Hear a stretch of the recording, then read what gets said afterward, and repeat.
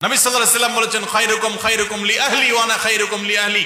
তোমাদের মধ্যে সবচেয়ে ভালো মানুষ সে যে ব্যক্তি তার ওয়াইফের কাছে, তার স্ত্রীর কাছে, তার পরিবারের কাছে ভালো। যার বউ বলে যে না আমার সাহেব লোকটা আসলে ভালো মানুষ, সেই লোকটা আসলেই ভালো। বুঝতে পেরেছেন? আবার অনেক মহিলা যদি এটা শুনে বলে যে ঠিক আছে আমি ভালো বললে তুমি আল্লাহর কাছে ভালো হবা চান্দু, তাহলে শাড়ি একটা পিছে দুইটা না দিলে তো আমি ভালো বলবো না। এই বলা না, তার আচরণের উপরে সন্তুষ্ট থাকা না থাকা, মন থেকে সাক্ষ্য দেওয়া না নেওয়া, এটার উপর নির্ভর করে। একইভাবে পুরুষরা অনেকে নির্যাতিত। তো এই তুমি চিন্তা করবে তার বহু ভালো গুণ আছে, ইউনিক সাইড আছে যেটা অন্য কারোর নাই। এটা মানুষও নেই যাকে আল্লাহ তাআলা কোনো ভালো গুণ দিয়ে তৈরি করেন নাই। কোনো না কোনো ভালো গুণ অবশ্যই তার মধ্যে আছে। ওই ভালো গুণগুলো যদি তুমি চিন্তা করো তাহলে তোমার মনটা ভালো হয়ে যাবে। সবসময় নেগেটিভ চিন্তা করবো না, পজিটিভ চিন্তা করবো। আর কিচ্ছু না হোক, আপনার স্ত্রী আপনার চরিত্র হেফাজত করছেন, আপনাকে গুনাহ থেকে রক্ষা করতে সহযোগিতা করছেন, এই একটা কারণে আপনি তার প্রতি কৃতজ্ঞতা সারা জীবন আদায় করা উচিত। আম্মা জানা আয়েশা রাদিয়াল্লাহু তাআলা আনহা বয়স একটু কম ছিল, আপনারা জানেন, হাদিস শরীফে উঠে এসেছে ওনার বয়স একটু কম ছিল।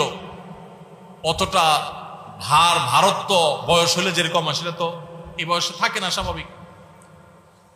তো উনি মাঝে মধ্যে ওই যে আটার খামিরা করে যে রুটি বানাবার জন্য, এগুলো করে অনেক সময় খোলা রেখে চলে যেতেন। তো গৃহস্থলী যে সমস্ত আছে মুরগি বা ছাগল, এগুলো অনেক সময় সেগুলোতে মুখ দিত, খেত। এটা তো সাংসারিক জীবনে, দাম্পত্য জীবনে বলা যায় যে এক ধরনের ত্রুটি নাকি। কিন্তু নবী রাসূলুল্লাহ সাল্লাল্লাহু আলাইহি ওয়াসাল্লামের কারণে কখনো তার সাথে শক্ত ব্যবহার, দুর্ব্যবহার তো দূর কি বাপ, কখনো রূঢ় আচরণ করেছেন এরকম পাওয়া যায় না।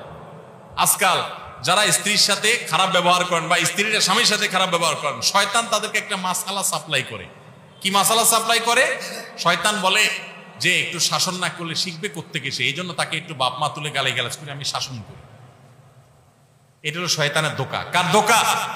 এগুলা করা যাবে না। আল্লাহ আমাদের সবাইকে উত্তম আচরণকারী হওয়ার তৌফিক দান করুন। মা বোনরা স্বামীদের সাথে দুর্ব্যবহার করবেন না, তারা আপনাদের অভিভাবক, আল্লাহ দায়িত্বশীল করেছেন।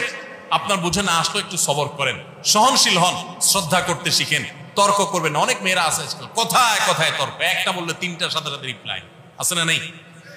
কথা মাটিতে পড়তে দেরি, জবাব দিতে দেরি নাই। অনেক বোন আছেন আমার, ৫ ওয়াক্ত নামাজ পড়েন, মাশাআল্লাহ বোরকাও পড়েন, হাত মোজা পা মোজা মেনটেন করেন, কোরআন তেলাওয়াত করেন, মাশাআল্লাহ কোনো আমলের কমতি নেই, কিন্তু স্বামীটাকে মানুষ মনে করে না। আছে না নাই? এই আল্লাহর বান্দি কখনো আল্লাহর কাছে প্রিয় পাত্রী হতে পারবে? ঠিক একইভাবে কোন স্বামী যত ইবাদত গুজার হোক, আলেম হোক, দিনদার হোক, দাড়িওয়ালা হোক, টুপিওয়ালা হোক, নামাজি হোক, কিন্তু তার স্ত্রীকে সে গালিগালাজ করে, খারাপ ব্যবহার করে, কোশ্চিন কালেও সে আল্লাহর খাতায় ভালো মুসলমান হতে পারে? এই জন্য ভাই, দাম্পত্য জীবনে পরস্পর প্রতি শ্রদ্ধাশীল হতে হয়, সহনশীল হতে হয়। আজকাল পত্রিকার পাতা খুললে দেখবেন ঠুনকো ইস্যুকে কেন্দ্র করে সংসার ভেঙে যাচ্ছে, খান হয়ে যাচ্ছে, সব বেসবর হয়ে যাচ্ছে, অসহনশীল হয়ে যাচ্ছে। এই যে রমজান মাস গেছে, কি শিখছি আমরা? রমজান আমাদেরকে সহন